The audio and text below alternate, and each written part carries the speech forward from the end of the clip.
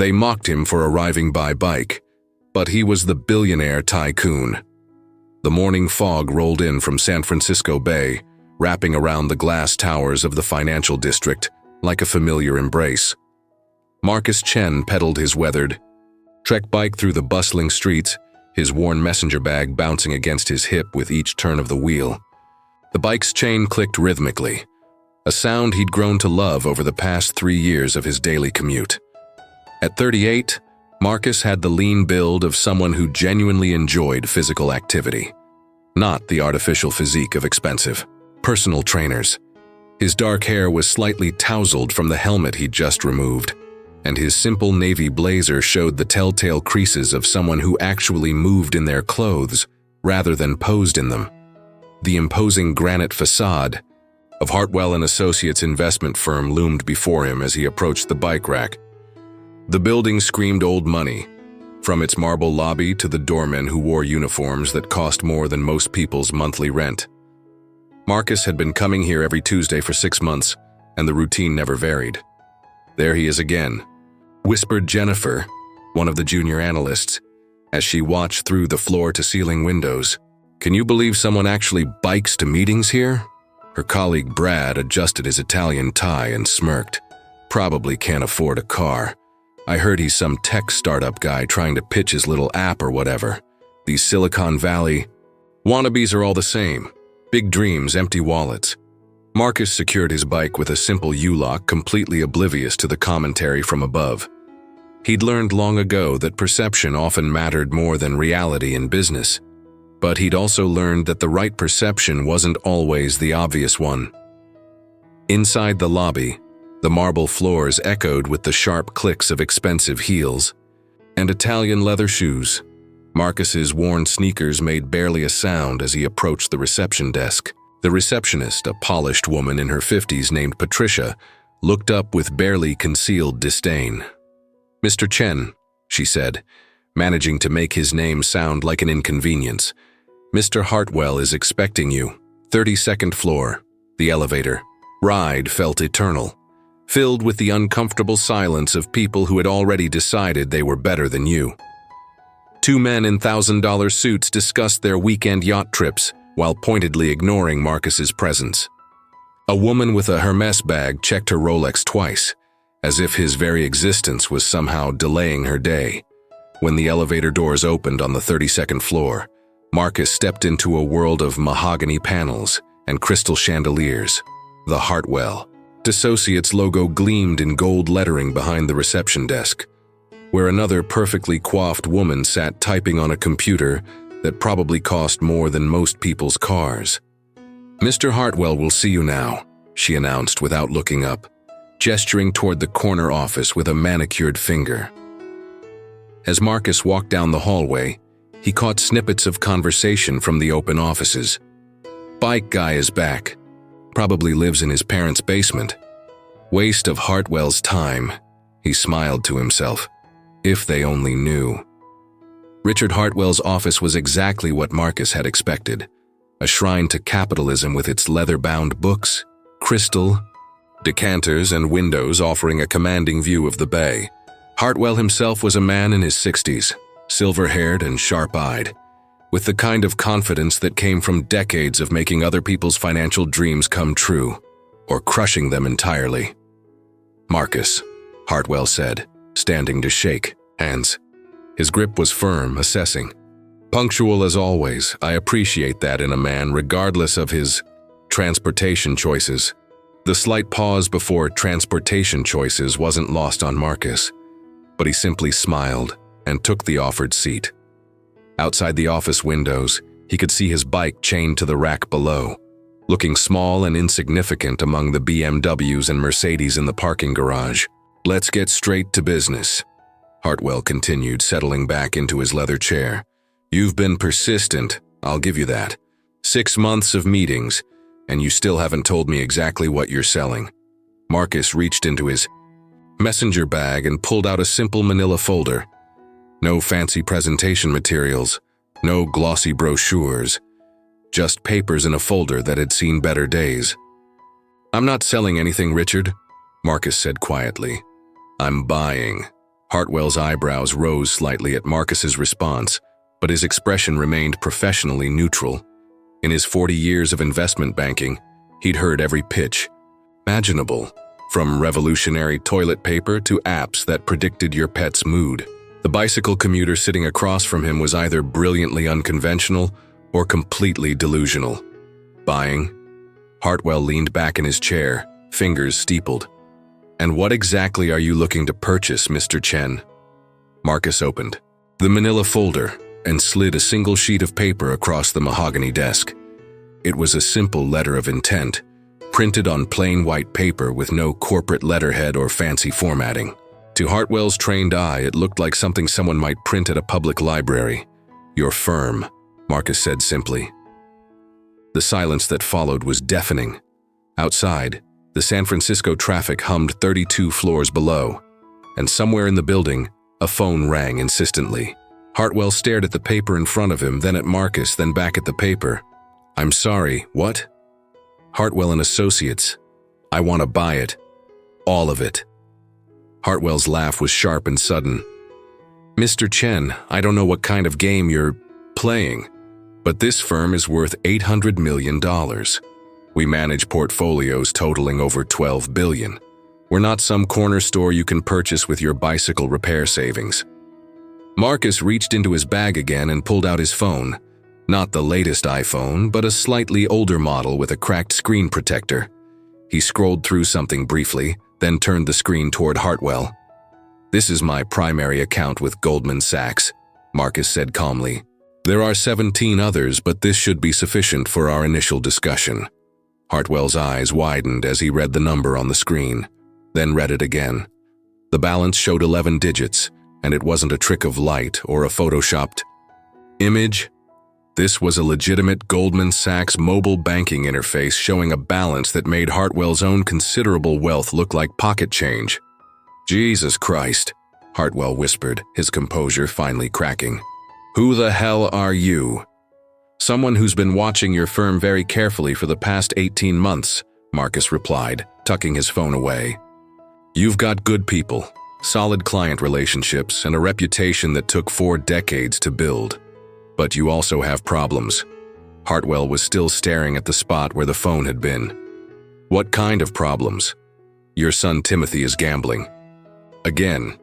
High-stakes poker in Macau specifically. He's down about $40 million in the past 6 months using company credit lines you don't know about. Your CFO, Patricia Westbrook, has been skimming client fees. Small amounts, very clever. But it adds up, and your biggest client, Morrison Industries, is about to pull their account because they found out about both issues." The color drained from Hartwell's face. "How could you possibly know?" "I know because I make it my business to know. When you're considering an acquisition, due diligence is everything. The question is, do you want to watch your life's work collapse around you? Or do you want to sell to someone who can fix these problems discreetly and preserve your legacy?" Hartwell stood abruptly and walked to his window, looking down at the street below. Marcus could see him processing, calculating, trying to figure out how his carefully constructed world had suddenly shifted on its axis. "The bike," Hartwell said finally without turning around. "Why do you ride a bike to meetings worth hundreds of millions of dollars?" Marcus smiled, the first genuine expression of emotion he'd shown since entering the office. "Because I learned a long time ago that people see what they expect to see. When you arrive in a Ferrari, people assume you're successful, but they also assume you're trying to prove something. When you arrive on a bike, they assume you're broke, but they also let their guard down. They tell you things they wouldn't tell, someone they considered a threat. And what did my people tell you? Everything I needed to know. Jennifer, in analysis, mentioned your son's gambling during a lunch conversation she thought no one was listening to. Brad from Acquisitions complained about Patricia's creative accounting to his girlfriend at the wine bar across the street. Your own receptionist downstairs told her sister on the phone that Morrison was causing problems and might take their business elsewhere." Hartwell turned back to face Marcus, his expression a mixture of admiration and horror. "You've been spying on us. I've been listening. There's a difference. In my experience, the best information comes from people who don't realize they're giving it to you. Richard Hartwell spent the next 3 days doing something he hadn't done in years. Investigating someone else instead of being investigated. He called in favors, hired private investigators, and leveraged every connection he'd built over 4 decades in finance. What he discovered about Marcus Chen made him question everything he thought he knew about wealth, power, and the nature of success itself. Marcus Chen wasn't just rich. He was systematically, methodically, almost impossibly wealthy. The Goldman Sachs account was real, but it was merely the tip of an iceberg that extended far deeper than Hartwell had imagined. Shell companies in Sitayuan, Delaware, investment vehicles in the Cayman Islands, real estate holdings across 3 continents, and stock positions in companies that most people had never heard of, but that formed the backbone of the modern economy. The private investigators' report read like a financial thriller. Marcus had made his first million at 19 by writing code for early internet payment systems. By 25, he'd sold his payment company to PayPal for an undisclosed amount. That speculation put somewhere north of 200 million. But instead of buying yachts and sports cars like most tech millionaires, Marcus had disappeared from public view entirely. For the next 13 years, he'd operated like a financial ghost, buying and selling companies through layers of holding corporations and investment funds that were nearly impossible to trace. He owned significant stakes in renewable energy companies, artificial intelligence startups, and rare earth mining operations. He'd correctly predicted the 2008 financial crisis and made billions on the subsequent recovery. He'd bought distressed assets during the pandemic and turned them into gold mines. But the most remarkable thing about Marcus Chen wasn't his wealth. It was his invisibility. He'd managed to accumulate a fortune that put him in the top 50 richest people in America while maintaining a public profile that barely existed. No Forbes lists, no charity galas, no appearances at tech conferences. He lived in a modest 3-bedroom house in Palo Alto that he'd bought for $800,000 in 2019. He drove a 12-year-old Honda Civic when he wasn't biking. His entire public footprint could fit on a single page. How? Hartwell muttered to himself as he read through the report for the 3rd time. He was sitting in his home office at 10 p.m., surrounded by financial documents and investigation reports, trying to understand how someone could be worth more than most small countries while living like a middle-class software engineer. His phone rang, startling him out of his thoughts. The caller ID showed Marcus Chen. "I assume you've been doing your homework," Marcus said without preamble when Hartwell answered. "Jesus, Marcus, who are you really?" "I'm someone who learned early that the moment you start acting rich, you stop getting richer. Every billionaire you've ever heard of has one thing in common. They need everyone to know they're billionaires. That need makes them predictable. Predictable people are easy to outmaneuver." Hartwell walked to his home office window, looking out at his own driveway where his Mercedes S-Class gleamed under the security lights. "So the bike, the clothes, the whole act, it's not an act. I genuinely enjoy biking. I buy my clothes at Target because they're comfortable and I don't have to think about them. I eat at the same 5 restaurants because I know the food is good and the service is reliable. The difference is I could buy all 5 restaurants tomorrow if I wanted to. But why? Why live like a normal person? Because normal people see things that rich people miss. They worry about real problems. They make decisions based on necessity rather than ego. And they tell the truth because they don't have enough power to benefit from lies." Hartwell sat back down at his desk, staring at a photograph on the investigator's report. It showed Marcus unlocking his bike outside a small Vietnamese restaurant in the Mission District, completely unaware he was being photographed. He looked like any other tech worker grabbing lunch, not someone who could buy the entire block. "Your offer for my firm," Hartwell said finally. "It's serious, dead serious. But I need you to understand something. I'm not buying Hartwell and Associates to gut it or flip it or merge it with something else.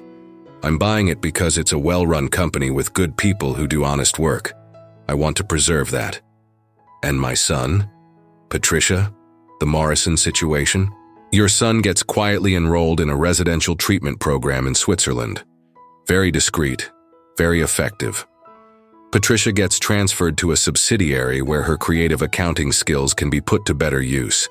Tax optimization for high net worth clients. And Morrison Industries gets a phone call from someone they've never heard of, who happens to own a controlling interest in their 3 biggest competitors. They'll suddenly remember why they love working with Hartwell and Associates. The casual way Marcus discussed solving problems that had been keeping Hartwell awake for months was almost more unsettling than discovering his net worth. You've thought this through. I've been thinking it through for 18 months. The question is, are you ready to make a decision? The Hartwell and Associates Monday morning staff meeting had the same energy as always. Polished professionals, sipping expensive coffee while discussing client portfolios and market trends.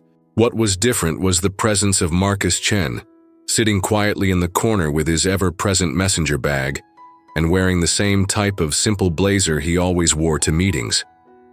Jennifer leaned over to Brad and whispered, "Why is the bike guy sitting in on the staff meeting?"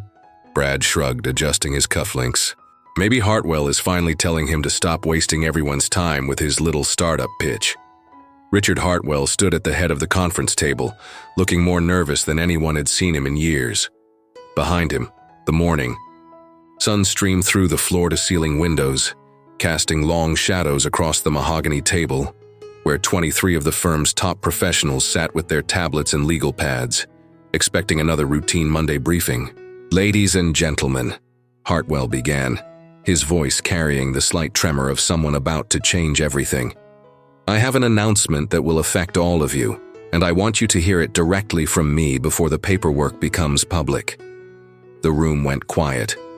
Patricia Westbrook, the CFO who had no idea her creative accounting had been discovered, looked up from her notes with a slight frown. Timothy Hartwell, who was supposed to be in the Cayman Islands on business, but was actually in rehab in Switzerland, was notably absent. Effective immediately, I am selling Hartwell and Associates to a new owner. The sale has been finalized, and the transition will begin today. The silence that followed was deafening. Then everyone started talking at once. "What? Do you mean selling? To who? What about our jobs? When did this happen?" Hartwell raised his hand for quiet. "Your new owner is someone many of you have seen before, Marcus Chen." 23 pairs of eyes turned to look at the man in the corner who had been dismissed as a bike-riding wannabe entrepreneur for the past 6 months. Marcus stood slowly, his expression calm but not unsympathetic to the shock rippling through the room. "This has to be a joke," Jennifer said, her voice slightly too loud. "That guy? He rides a bike to meetings. He dresses like someone who doesn't need to prove anything to anyone," Marcus said quietly, stepping forward. "Which, it turns out, is exactly the kind of person you want making decisions about your careers and your clients' money." Brad laughed, a sharp, nervous sound. "Come on, Hartwell, what's the real story here? Who's the actual buyer, Goldman, Morgan Stanley?" Marcus reached into his messenger bag and pulled out his phone. The same slightly battered device he'd shown Hartwell days earlier. He opened an app and turned the screen toward the room.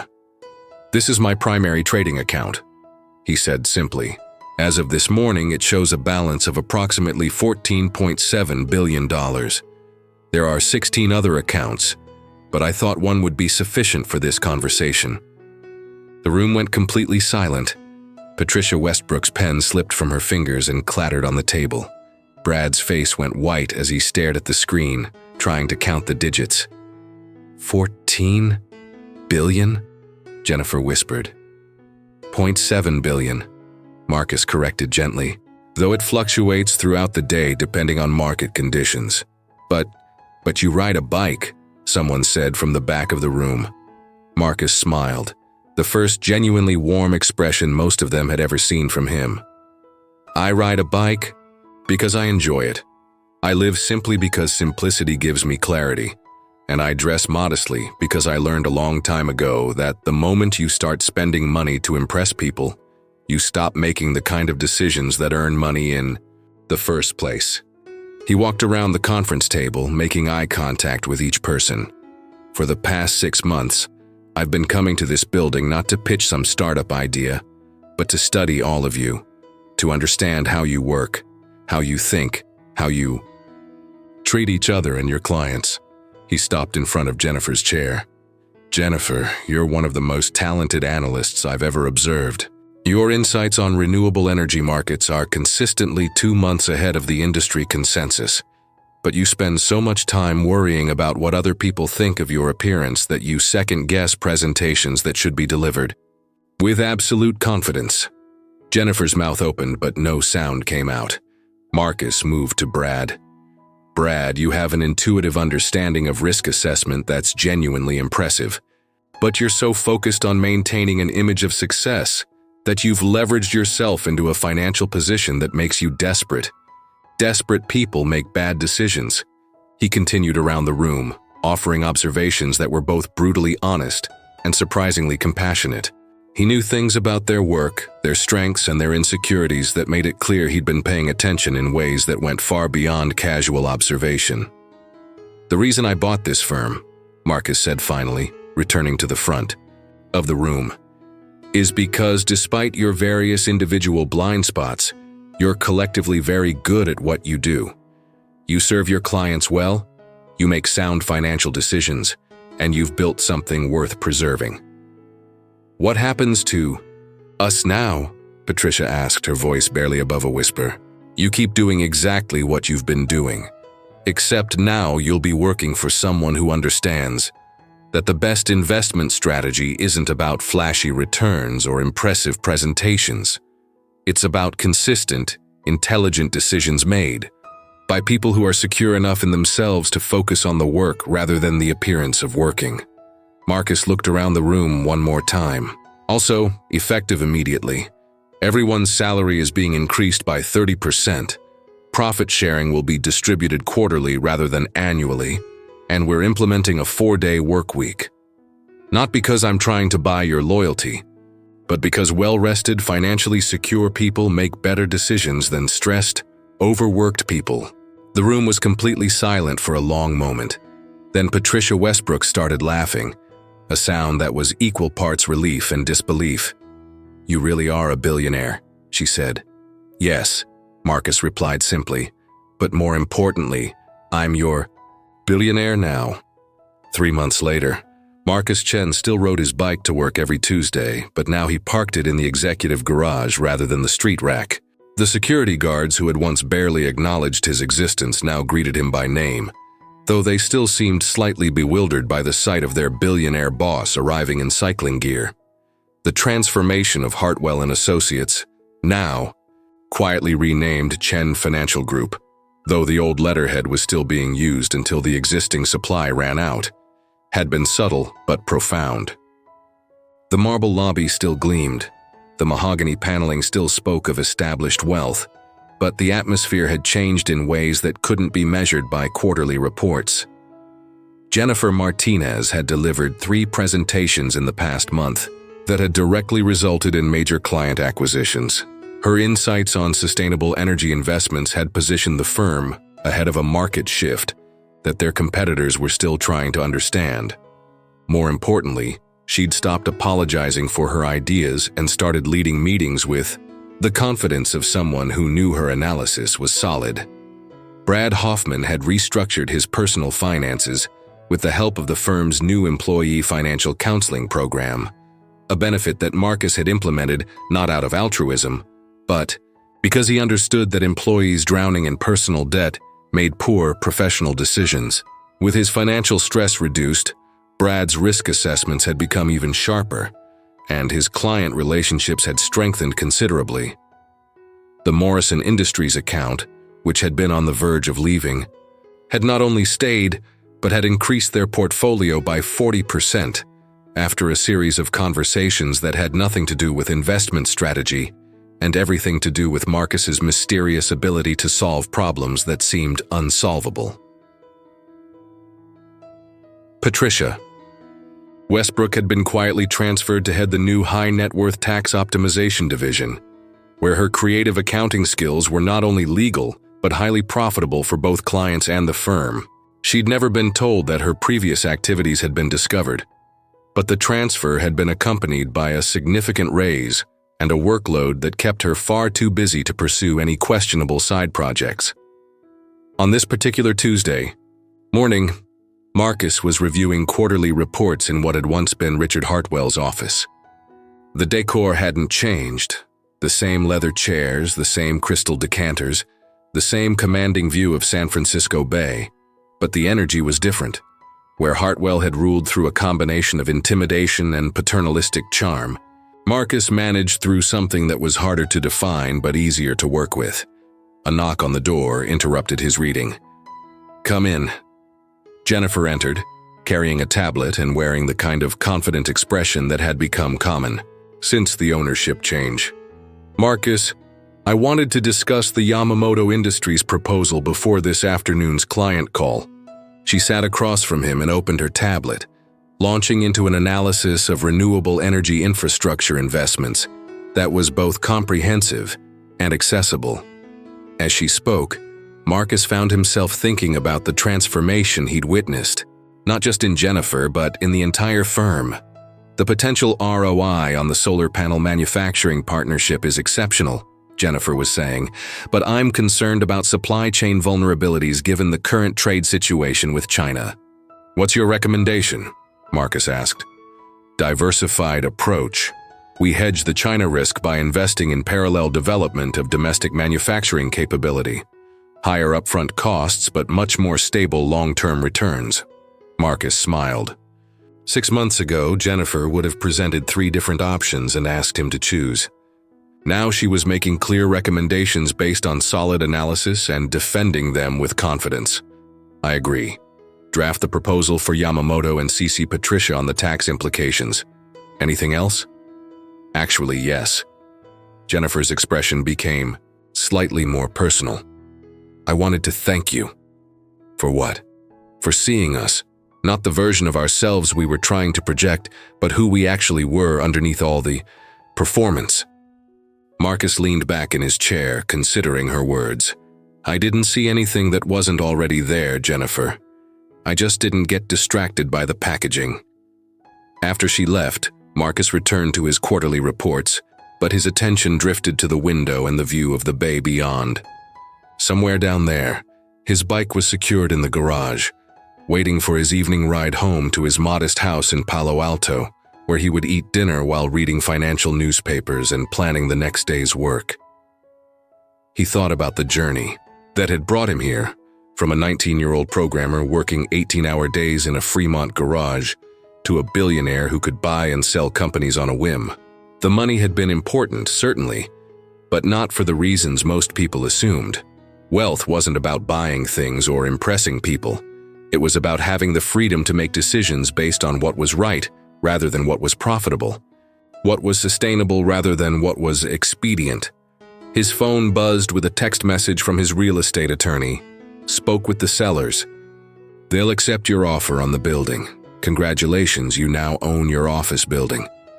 Marcus smiled and typed back, "Don't tell anyone yet. I want to see how long it takes them to figure it out." Outside his window, San Francisco continued its daily rhythm of ambition and achievement, of people striving to prove themselves worthy of success. Inside Chen Financial Group, 23 professionals worked with the quiet confidence of people who had learned that the most powerful person in the room was often the one who looked least like what power was supposed to look like. Marcus Chen put his phone away and returned to his quarterly reports, content in the knowledge that sometimes the best way to change the world was to help other people discover they had the power to change it themselves. And if that required arriving at work on a bicycle, well, he'd been doing that for years, and it had worked out pretty well so far. The afternoon sun streamed through his office windows, and in the distance, he could see cyclists making their way through the financial district, each one a reminder that the most direct path between 2 points wasn't always the most obvious one.